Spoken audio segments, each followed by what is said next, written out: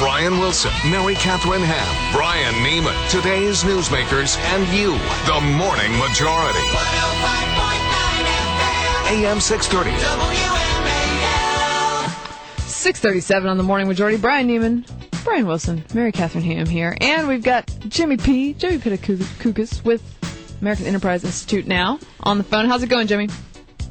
Oh, man, it's great. I'm ready to go. Hit me. All right. All right. Well, he's ready. I'll hit you with the mortgage program that the president is suggesting that's gonna shock and awe the home economy. Is that correct? I think it's something less than shock and awe. It's just a couple of degrees less. Listen, his first round of a mortgage program helped 800,000 people. He promised it'd be more like 4 million. Right. This next one, it may help another, 600,000, 800,000. I think does it fundamentally change, the housing market? Not really. I can't believe, that he hasn't been a lot bolder on this, either pushing for a broader mortgage refinance program or pushing, which I'm sure he went for a lot, for just the people who just cannot stay in their houses even if you refinance them, get those foreclosures through the system as fast as possible. It's really a half measure, I think. Is there a bolder refinance plan that you think would actually help, that could be done legislatively or politically? Well, I think one, the foreclosure issue. If someone just, no matter what, you put their right to, if they cannot stay in that home, those people need to be foreclosed on, and those houses need to be processed back on the market. Because as long as those things are kind of lingering, you're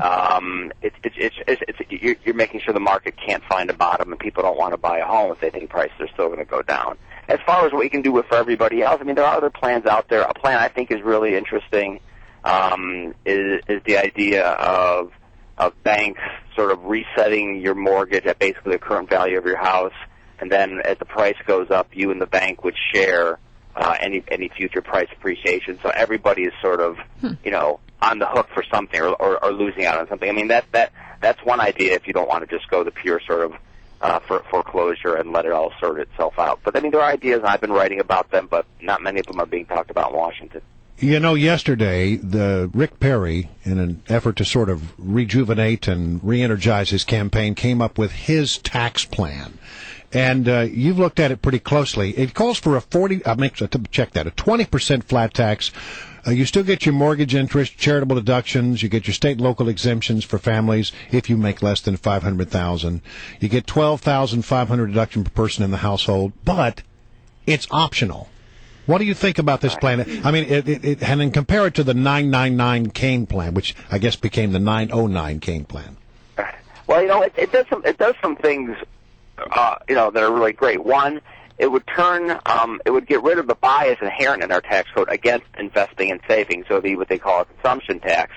Most economists, left and right, think that would be good, and that would actually boost growth. So I think that's fantastic. It also drops the corporate rate, which ours is the second highest in the world, down to 20%, which is lower than the average of our competitors. I think that's a really good idea. I don't like the idea of keeping the mortgage deduction more or less as is. I think that's a huge funneling, or creates a huge incentive for us to put more money into housing, and I think that contributes to the housing bubble.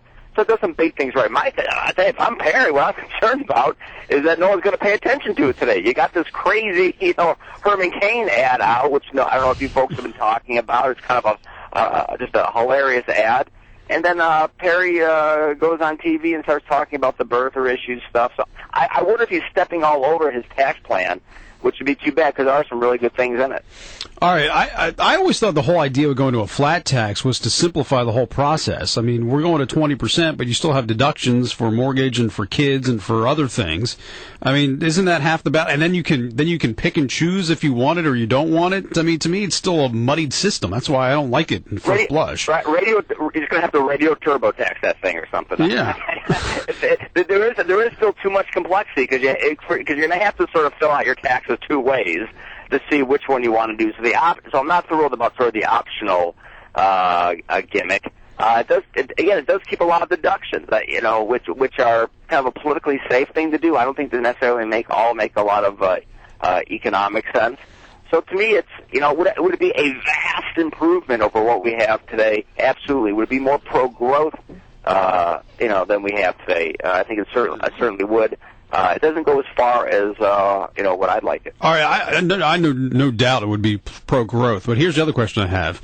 It's not going to, if you cut the rate to 20% for everybody, and you still have deductions, that means you're not going to be bringing in, the government won't have as much revenue as it does under the current system. And are we cutting spending? Who knows if we'll cut spending or not, or is as much as what this new tax plan will bring in? So will we be running up deficits under this Rick Perry plan? Well, I think it's probably likely that if you just look at it, what they call on a static analysis, assuming that it has no effect on people's behavior and no effect on growth, I think it probably would lose money. Now, compensating for, there's two things. One is he does have a balanced budget goal, a balanced budget by 2020. He wants to reduce spending to 18% of GDP, which would be a lot lower than it is today. Right. So he does have some spending ideas. And I think just totally discount the growth stuff. You're really handicapping yourself for no reason, because I think most economists believe this thing is going to produce a lot more growth, which would hopefully actually bring in net revenue rather than losing revenue. And it ends the inheritance tax as well, right? Yeah. Did I read that right? Listen, to me, more than the 20% is the fact that basically, when you get income, it taxes it once. It doesn't ever tax it again. Yeah. So you can use it to invest, to spend away. That is actually the key element in that plan. I like that a lot. So when they pitch these plans, the flat tax-ish plans, and then they get more complicated, the reason they get more complicated is because they have to make up for all these political pitfalls, like, well, now my taxes are going to go up, so you have to do a deduction for low income. Well, now my taxes are going to go up, so you have to allow the mortgage deduction. Mm-hmm. Is there a seriously simple plan that it actually can avoid those pitfalls, or are we just stuck with this sort of hybrid? Yeah, middle ground here. Listen, coming up with the plan isn't hard at all. Right. You have to have sort of political will to do it. I know that the Bowles-Simpson tax plan from the President's Commission, some stuff I didn't like, but it was pretty aggressive in getting rid of all these deductions. But the problem is, as you just said, let's say the mortgage interest deduction. People will say, well, what do you mean? The housing market tanked. Now you're going to get rid of this deduction, so then you have to be able to be willing to take the time and understand the argument well enough to explain, well, here's why this is actually a good idea over the long term. No, to me, it just takes someone who has the political will to do it and understands the argument and can be a good explainer. All right, Jimmy P. Good to talk to you again. Appreciate it.